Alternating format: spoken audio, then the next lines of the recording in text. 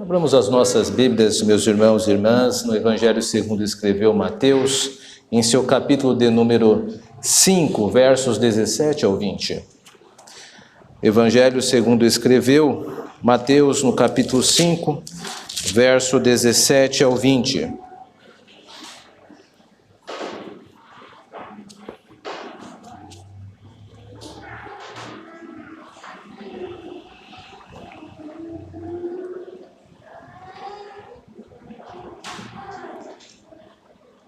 Mateus, no seu capítulo 5, verso 17 ao 20, diz assim: Não penseis que vim revogar a lei ou os profetas. Eu não vim para revogar, eu vim para cumprir.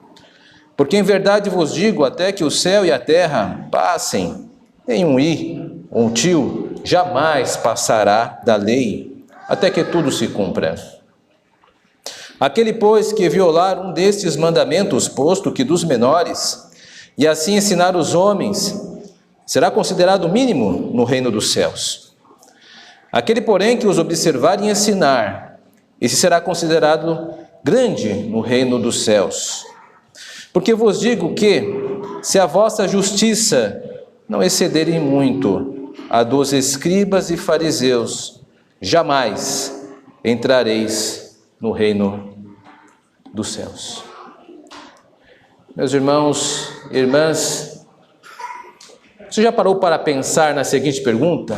Para que existem as leis? Para que servem as leis?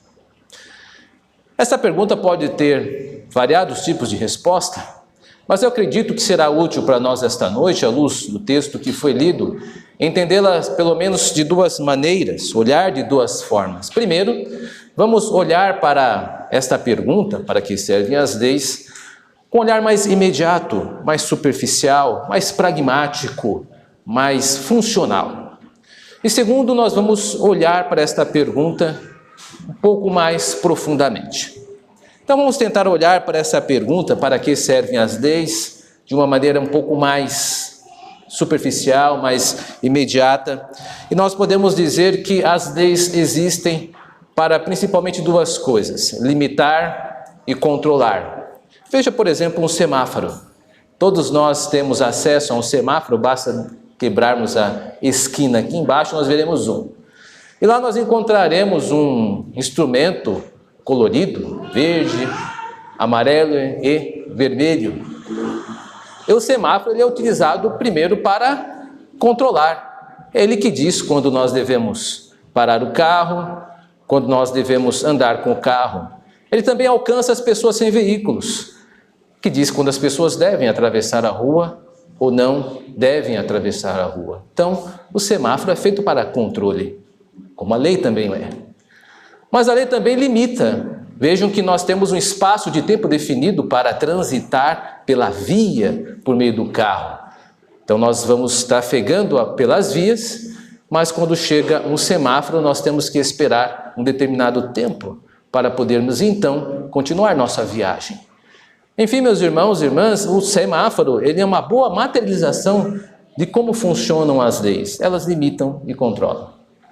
Mas, como eu disse, nós precisamos olhar um pouquinho mais profundamente para a lei, e aí nós vamos encontrar a figura do legislador. Alguém escreveu as leis. Alguém compôs as leis. As leis não surgiram de forma natural pela natureza. Alguém compôs as leis para a sua funcionalidade.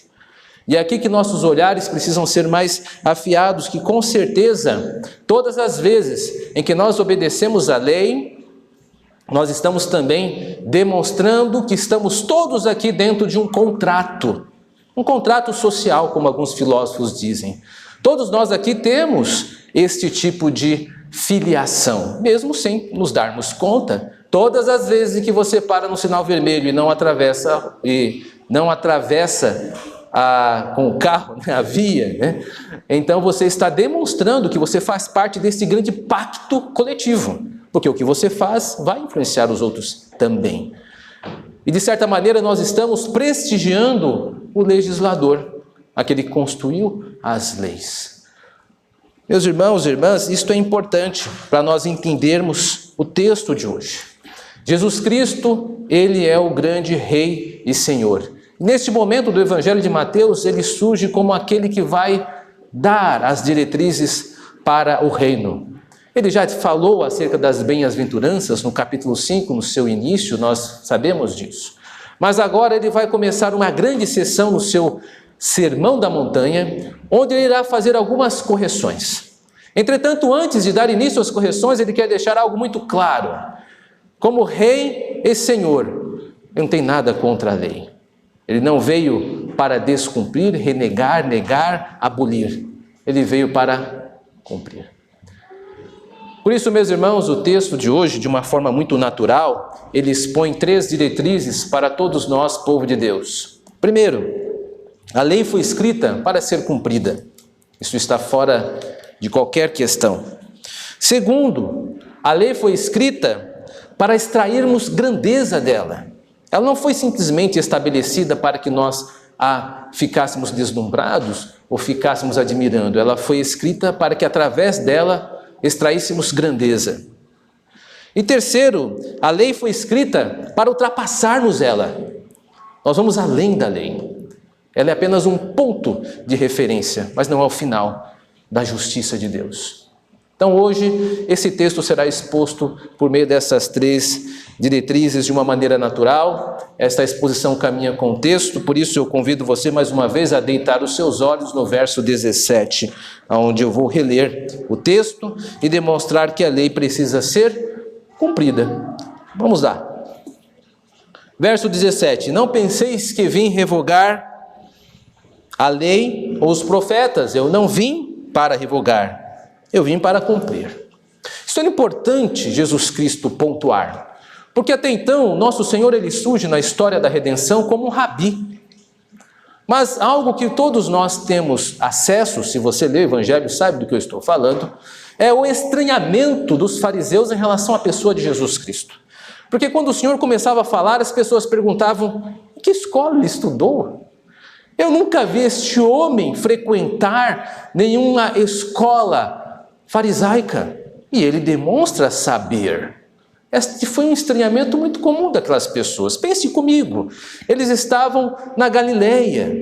Imagine uma cidade rural. As pessoas se conheciam, se trombavam, sabiam quem era primo de quem, tio de quem, amigos, os lugares que frequentavam. Jesus Cristo não apareceu do nada, ele surge da sua coletividade. As pessoas estranham este saber de repente, repentino mesmo, e ficam perguntando: o que será que ele fará? Ele vem da Galileia, vamos observá-lo. Ele se auto-intitula Rabi, ele formou até um colégio de seguidores, 12 homens estão o seguindo. Vamos ver o que ele dirá acerca da lei. E o nosso Senhor, com toda tranquilidade, ele assume e pontua que ele veio para cumprir a lei. Ele não é contra a lei. Jesus Cristo não contradiz a lei. Jesus Cristo não nega a lei. Ele tem um compromisso para cumprir e não destruir a lei. Meus irmãos, isto para nós é importantíssimo, e agora para nós, quanto àqueles que se dizem salvos por Jesus Cristo. Primeiro porque, naturalmente, nós celebramos a morte vicária de Jesus Cristo. O nosso Senhor morreu pelos nossos pecados. É por meio desta fé que nós sabemos que temos a salvação em Cristo, porque a justiça de sua morte pagou pelos nossos pecados. Entretanto, nós precisamos nos lembrar que não somos apenas salvos pela morte de Cristo. Nós somos salvos pela sua vida.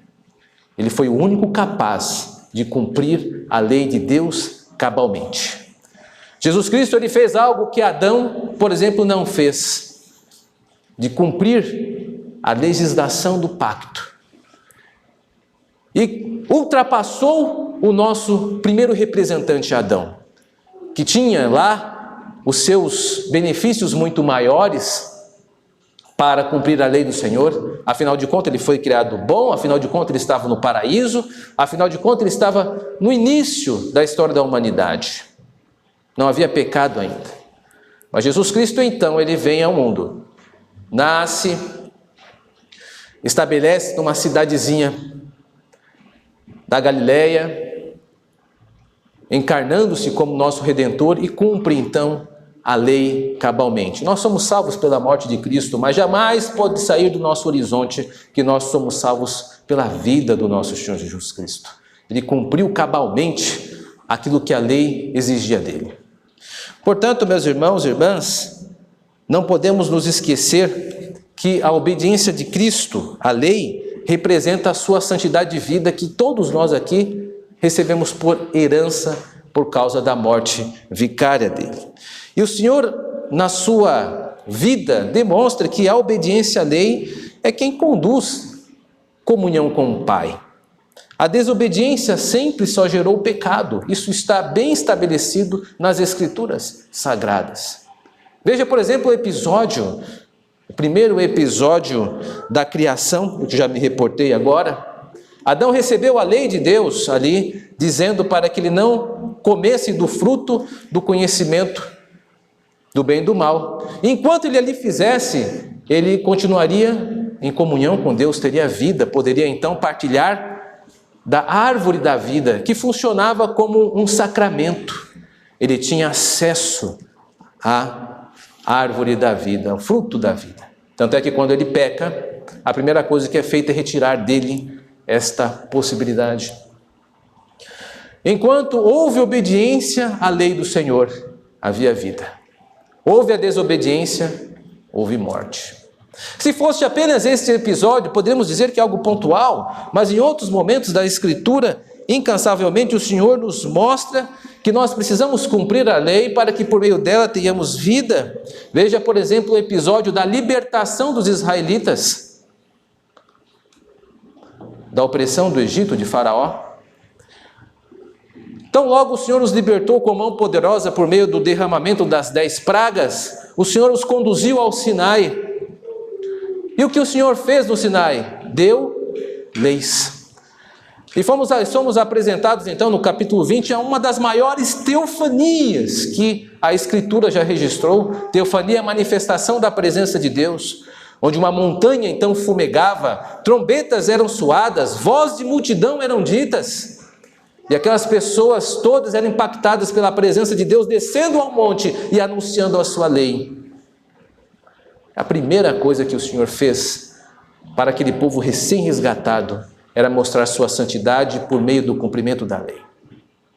E nós sabemos, infelizmente, meus irmãos e irmãs, que aquele povo pecou desobedecendo a lei, e na sua peregrinação no deserto, toda aquela geração desobediente a Deus morreu no deserto.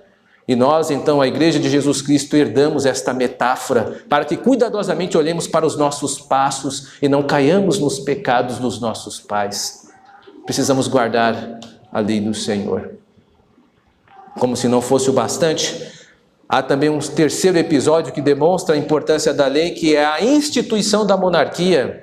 Eu me refiro à monarquia iniciada por Saul, continuada por Davi, prolongada por Salomão e até então estendida até o exílio babilônio. E Deus havia dado uma ordem muito clara à monarquia. Eles deveriam ajudar para que o povo guardasse a lei. Saul, Davi e Salomão deveriam ser os modelos de liderança para toda a nação. E por meio das suas vidas demonstrar como deveriam obedecer à lei do Senhor. Infelizmente, todos os três erraram e legaram também erros para a monarquia que não andou segundo a lei. E qual foi o resultado de não obediência à lei? Morte, mais uma vez. Agora a morte de uma nação, porque Israel foi levado para o exílio, nunca mais voltou a ser uma nação como havia sido. Meus irmãos, morte em Adão, morte no deserto, morte como nação. Não há qualquer outro tipo de entendimento a não ser este, se nós não nos apegarmos à lei de Deus. A única coisa que se avizinha para nós é a morte. Nada diferente disso. Por isso, fica uma lição para nós. Deus não nos criou para sermos autônomos. Deus nos criou para sermos heterônomos. O que é isso? É eu respeitar a lei do outro. E no outro, o hétero, é Deus. Eu não tenho a minha autonomia. A partir do momento em que vinha aos pés do meu mestre Jesus Cristo. Eu aboli a lei do Ricardo e adotei a lei de Cristo. Há uma lei que governa os meus membros, as minhas mãos, os meus olhos, os meus ouvidos, os meus cabelos, os meus pés. Agora é a lei de Cristo. A lei do Ricardo precisava ser abolida, assim como a lei da Cíntia, a lei da Helena, a lei do Osmar, a lei do José, a lei do Antônio, também precisam ser abolidas, para que Cristo governe em nós e Ele seja um em todos nós. E Ele continua, vamos deitar os nossos olhos mais uma vez agora no verso 18, porque em verdade vos digo, até que o céu e a terra passem, nenhum i ou um tio jamais passará da lei, até que tudo se cumpra. Cumprimento total é esperado e está colocado aqui. Meus irmãos, tudo o que aconteceu na lei, e aqui eu estou entendendo lei e profetas, como a Bíblia como um todo, tudo o que foi predito pelas Escrituras foi cumprido? Claro que não. Nós aguardamos, por exemplo, novos céus e nova terra. Nós aguardamos a bendita vinda de Jesus Cristo. Nós aguardamos a ressurreição dos mortos, daqueles queridos que partiram e que um dia nós iremos reencontrar. Nós aguardamos o juízo final, onde a verdadeira justiça irá brilhar como a luz no seu mais alto dia. Nós aguardamos, o cumprimento ainda não ocorreu, portanto a lei ainda precisa ser guardada por nós. É por isso, meus irmãos e irmãs, que cada um que está aqui, que teme a Deus e que tenha Jesus Cristo como seu Senhor, é também um guardador e uma guardadora da lei. Eu tenho certeza que falo aqui a pessoas que não adoram outros deuses. Eu falo a pessoas que não estão criando imagens de esculturas para adorar. Eu falo com pessoas que temem a usar e tremem a usar o nome do Senhor. Me dirijo a vocês que estão aqui, que guardam o dia do Senhor, lembram-se deste dia e prova disso é que trouxeram o seu corpo para o culto racional. Eu tenho certeza que vocês têm guardado também o mandamento de não matar e promover vida aonde quer que vocês andam. Eu tenho certeza que vocês têm sido fiéis nos seus relacionamentos conjugais, como esposos e esposas, e têm guardado a aliança de não adulterar. Eu tenho certeza que eu falo irmãos e irmãs que têm tomado cuidado para não furtar, não roubar. Há pessoas aqui também que com certeza têm um temor a Deus e têm cuidado dos seus lábios para não dar falso testemunho, alimentar a mentira. Eu tenho certeza que falo a jovens que têm cuidado dos seus olhos para não cobiçar aquilo que é alheio à sua própria vida, a ter o seu contentamento, não apenas pelo aquilo que o Senhor deu a vocês, mas sobretudo por aquilo que o Senhor não deu a vocês e também não dará, porque até mesmo nisso o nome dele precisa ser glorificado. Meus irmãos e irmãs, o cristão guarda a lei, a cristã guarda a lei. Nós, como discípulos de Cristo, cumprimos a lei do Senhor. Agora que nós vimos que a lei precisa de cumprimento nosso, podemos caminhar um pouco mais e olhar para a segunda diretriz desse texto, que com certeza aponta para a seguinte verdade: a lei foi escrita para extrairmos grandeza delas. Então vamos ver o verso 19. Diz assim: aquele, pois, que violar um destes mandamentos, posto que o menor, e assim ensinar aos homens, será considerado mínimo no reino dos céus. Aquele, porém, que os observar e ensinar, esse será considerado grande no reino dos céus. Aqui é um texto que há um certo semitismo. O que é um semitismo? Semitismo é quando uma cultura deixa sua marca no estilo de escrita. Nós temos, por exemplo, um semitismo muito comum que é a repetição, um hebraísmo. Por exemplo, nós conhecemos quando vários textos que usam a repetição como uma forma de enfatizar uma ideia. Nem todos aqueles que me dizem Senhor, Senhor, entrará no reino dos céus. Isso é um semitismo, é um hebraísmo, uma repetição. Devemos lembrar que naquela época não existia ponto de interrogação, vírgula, nas frases não tinham pontuação. Lembre-se das palavras na cruz recitando o salmo Eli, Eli, Deus meu, estas expressões são semitismo, são traços da cultura hebraica, cultura israelita, cultura semítica no texto. E aqui nós temos duas citações aqui que querem comunicar uma ideia. Então nós não podemos, com os nossos olhos modernos, ver literalidade no texto. Assim, observar palavra por palavra e dizer, olha, o texto exatamente diz isso. Ele está comunicando uma ideia. Qual a ideia que ele está comunicando? Vamos ver as duas imagens que ele apresenta. A primeira é de alguém que desobedece, que viola qualquer mandamento. Está dizendo que essa pessoa receberá desprestígio no reino dos céus. Será como se fosse o menor. E depois nós vemos uma segunda figura, uma segunda imagem, que é alguém que obedece e observa, e acrescenta que ensina. Aquele que ensina também, esse será digno de prestígio no reino dos céus. Essas duas imagens em conjunto querem mostrar uma coisa, que o foco delas é demonstrar que há nobreza na obediência da lei do Senhor. A lei do Senhor, quem obedece, será reconhecido como nobre, como uma nobre, alguém que é ditoso no reino dos céus. A ideia do reino dos céus é o reino do nosso Senhor Jesus Cristo, o reino que Ele está inaugurando no Sermão da Montanha, mas que irá se plenificar na sua segunda vinda.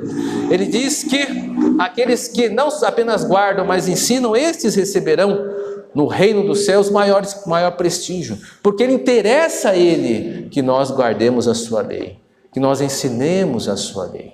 Então o texto ele não está sendo indulgente. A gente não pode olhar esse texto assim, bom, eu não obedeço, mas tudo bem, né? O importante é estar no reino dos céus.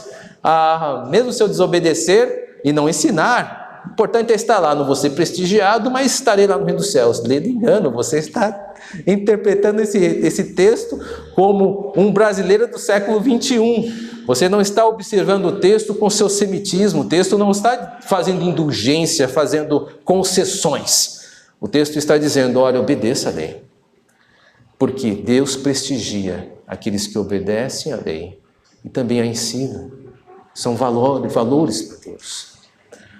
Não se esqueça que o pecado, ele nunca é algo que nós vamos praticar de maneira racional, onde nós vamos praticar com cálculo. Eu vou pecar ali, eu vou ser meio fiel e depois me arrependo antes de morrer.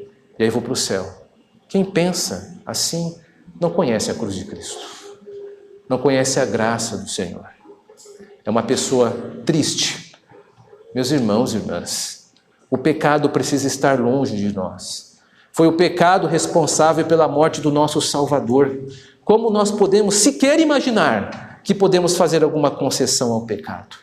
Como nós podemos sequer imaginar que deixaremos nos levar por um prazer imediato se o nosso Salvador foi crucificado por causa dos seus e dos meus pecados? Então, meus irmãos, nós não temos aqui um direito ao flerte ao pecado. Não é isso que o texto está dizendo.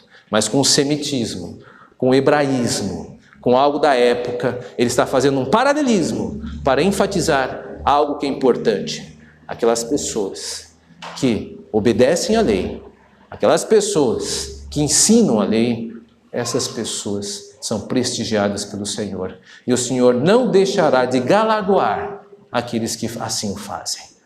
Isto aqui é uma promessa. Obedecer à lei revela então grandeza. O Senhor espera de nós isso, grandeza. Uma grandeza que vá além da própria norma. Nós podemos usar algumas figuras do Antigo Testamento para ilustrar isso, mas muito o nosso tempo, e eu quero enfatizar uma figura que demonstra que foi alguém muito além da lei, que foi José do Egito. José do Egito, ele é o herói do livro de Gênesis, com certeza, e você deve lembrar que quem escreveu o livro de Gênesis foi Moisés, que foi o legislador. E José guardou muitos dos mandamentos do Senhor, e ele foi muito além. Por exemplo, ele guardou o 7º mandamento. Você lembra do 7º mandamento? Não adulterarás. Mesmo ele sendo tentado pela esposa de Potifar, ele negou-se assim o prazer do adultério, negou-se o prazer da premiação sexual. Ele poderia ter pensado da seguinte maneira: puxa, eu fui abandonado pelos meus familiares, jogado num buraco, vendido como escravo, e agora que eu estou conseguindo ascender, sabe de uma coisa? Eu mereço um prazer um pouco melhor, eu mereço esse prazer ofertado a mim. Mas José foi fiel, porque ele conhecia sim a lei de Deus, e que isso seria imoral, seria uma traição, primeiro ao seu Deus, e também àquele que deu-lhe uma chance de um trabalho como a Potifar. E ele resistiu à tentação da carne, resistiu à tentação dos desejos, dos impulsos sexuais. Ele foi muito melhor que o seu irmão Rúben, por exemplo. Rúben, ele foi o primogênito de Jacó e não passou nesse teste. Mesmo o seu irmão José tendo sido vendido ao Egito como escravo, mesmo José estando em terra alheia, solitário e abandonado por todos, manteve-se fiel ao Senhor. Mas Rúben, que permaneceu na sua casa, permaneceu junto com seus pais, teve o privilégio de ser o primogênito, ele contraiu uma relação com uma concubina do seu pai, uma das suas mulheres, e maculou a cama de Israel. Meus irmãos e irmãs, José extraiu grandeza desse mandamento, ele foi muito além. Ele resistiu a tentações e às dificuldades. Por isso é o que o Senhor espera de você e de mim.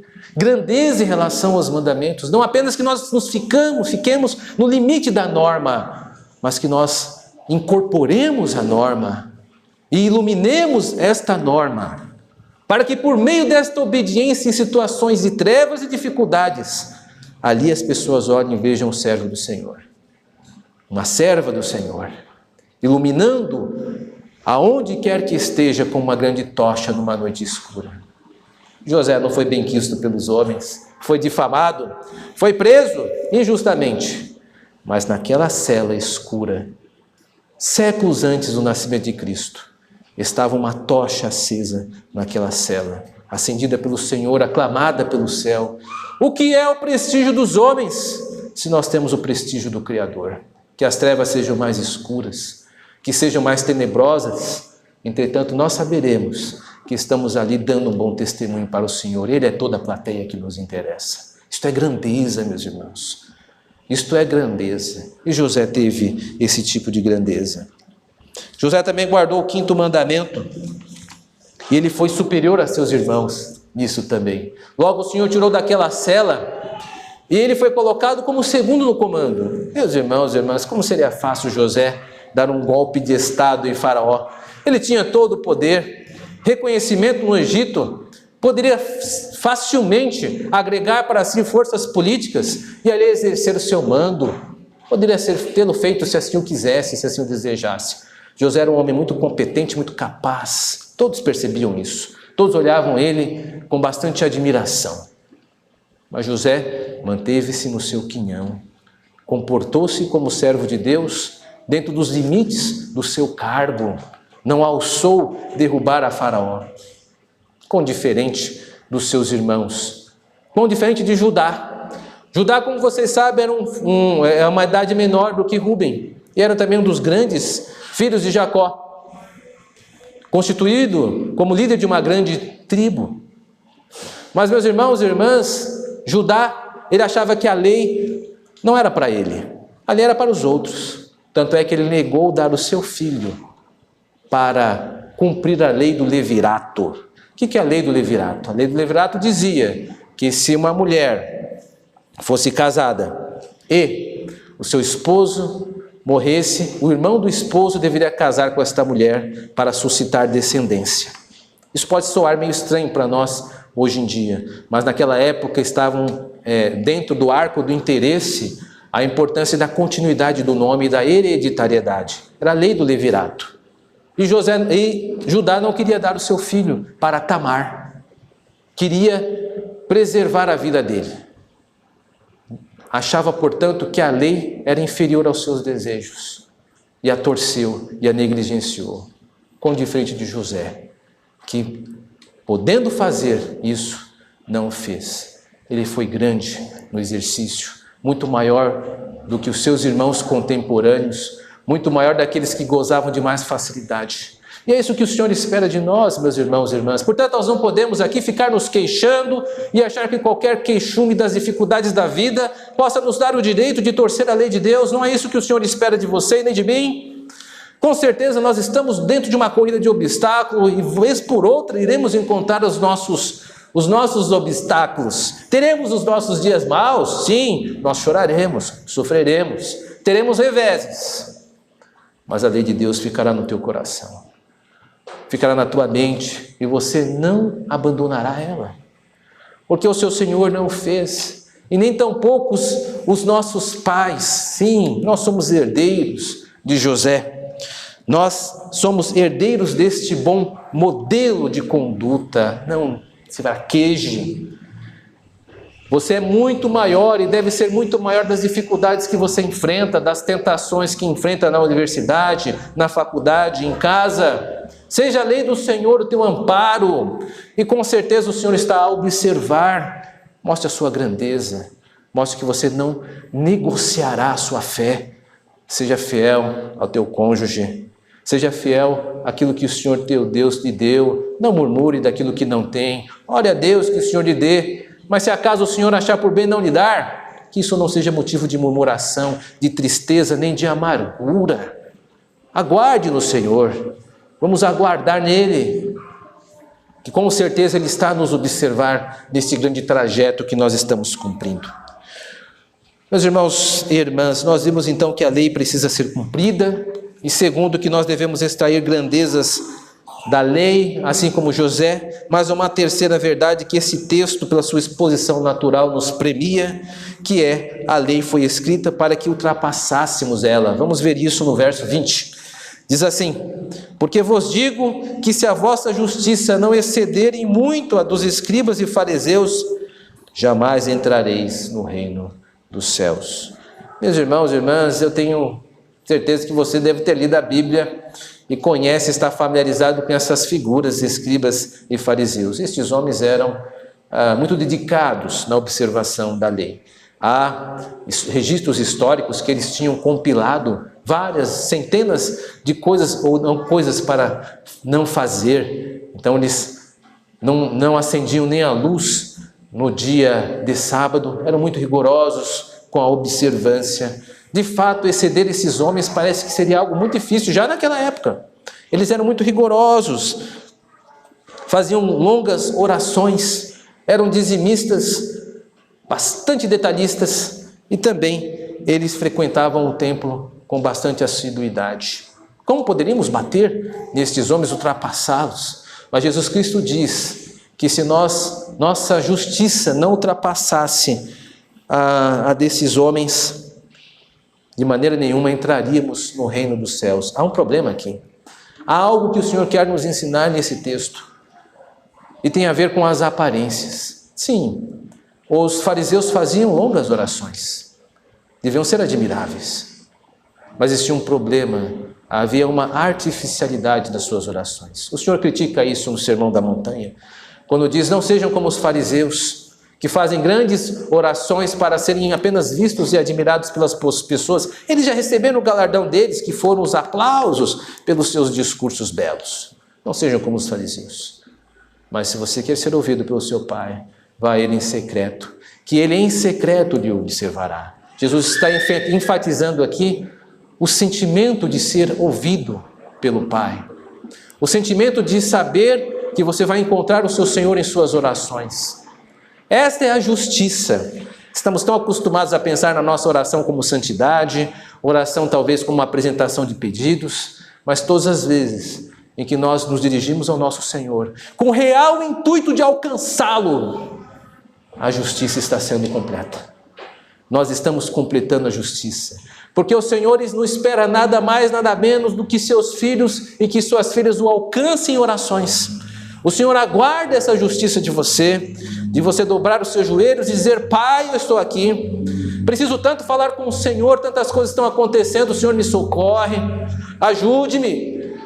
Precisamos ter esta justiça, não são apenas sentimentos sendo debruçados aos pés da cruz, mas é uma oração genuína, de um encontro verdadeiro, secreto e honesto com o Senhor. Isso é ser justo. Isto é ser justo. Os fariseus não estavam fazendo isso. Os fariseus também eram dizimistas. Nós conhecemos isso. O Senhor certa vez mostrou aos discípulos um gasofilácio, como estava aqui agora há pouco, e havia fileiras de pessoas colocando seus bens sobre isso. Mas Jesus Cristo cutucou Pedro de um lado, junto com os outros. Olhe para aquela mulher, ninguém deu nada para ela. Ela jogou 2 moedinhas lá, e Jesus Cristo, ela deu mais do que todo mundo. Como? Existia uma fila, os homens deixaram tesouros lá, mas ela deu mais. Sim, porque ela deu tudo o que tinha, e eles deram do que sobrava. Quando o Senhor olha as nossas ofertas, os nossos dízimos, Ele não olha apenas aquilo que está sendo dado, mas aquilo que está sendo retido. É aquilo que está no teu bolso, que continua com você. Isto é a demonstração de quanto você diz que o Senhor é o Senhor das tuas posses. O Senhor está atento à nossa generosidade. Não para extrairmos de nós dependência, porque o Senhor não depende de nós, mas para demonstrarmos quem é, na verdade, o nosso Deus. Ah, meus irmãos e irmãs, Mamon não está tão longe de nós assim. Mamon é o Deus das finanças. O texto de Mateus diz acerca deles: quantos adoram o dinheiro e são ávaros, mesquinhos com o que têm. E esse Deus está tão próximo. Talvez você esteja carregando ele aí no teu cartão de crédito. Talvez você esteja carregando aí nas tuas preocupações sobre contas para pagar. Cuidado, meus irmãos e irmãs, porque os fariseus tinham esse tipo de procedimento também. Nós precisamos olhar como nós estamos gerenciando as nossas finanças, ou se as nossas finanças estão gerenciando a nossa vida. Quantos casais não negligenciam seus próprios filhos, ou mesmo a saúde dos cônjuges, tentando reter muito nesta terra e esquecendo de ajudar os seus familiares em dificuldade, dar atenção aos filhos, dar atenção às necessidades imediatas da família, para ter uma poupança no futuro. É claro que nós devemos nos programar, ninguém está dizendo que não. Mas, irmãos e irmãs, precisamos ser sábios na administração dos nossos dons materiais. O seu filho e sua filha está diante de você agora. Precisa de uma roupa, precisa de um sapato, precisa de uma assistência médica. Precisamos ser sensíveis, porque o dinheiro é para ser usado agora, e não para que, em nome de um procedimento do futuro, nós venhamos a negligenciar as necessidades do presente. Tomemos cuidado, principalmente os líderes da casa, os homens, que precisam estar atentos às necessidades dos seus filhos e das suas esposas. Ajudem nisso, tendo a sensibilidade daquilo que o presente exige, porque nós precisamos estar atentos a isso também. Os fariseus, eles tinham dificuldade com isso. Os fariseus também iam para a igreja, iam para o templo, mas até mesmo ali, aquilo era artificial. Certa vez ele estava orando, Jesus Cristo demonstra isso lá em Lucas, no capítulo 18, onde o fariseu diz: olha, Senhor, estou muito contente porque o Senhor tem me ajudado, eu não sou como esse publicano que está aqui do meu lado. Eu dou o dízimo de tudo, vou para a igreja, este homem aí, um pecador. E o que o publicano fazia?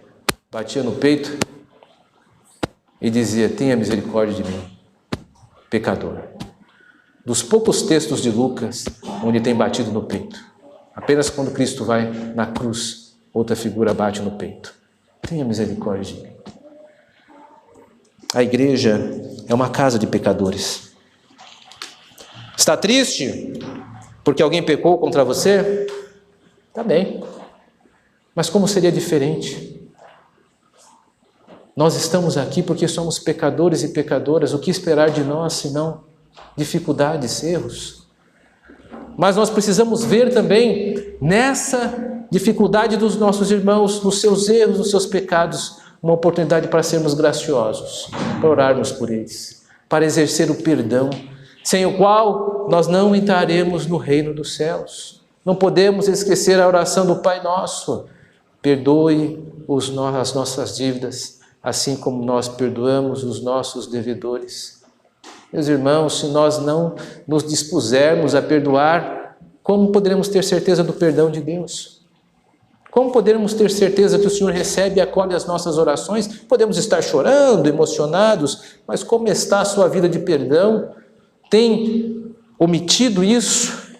Não podemos fazer assim. Todas as pessoas vão errar conosco em algum momento, mas é um momento para exercer a misericórdia, para exercer a compaixão, para exercer o perdão, para ser mais parecido com Jesus Cristo. Porque lá na alta cruz, Ele que foi o único que poderia gritar maldições sobre os homens, naquela dor insuportável que estava sofrendo, Ele olhou para aquelas pessoas que haviam traído, cuspido, batido em sua face, chicoteado, e disse a Ele: Pai,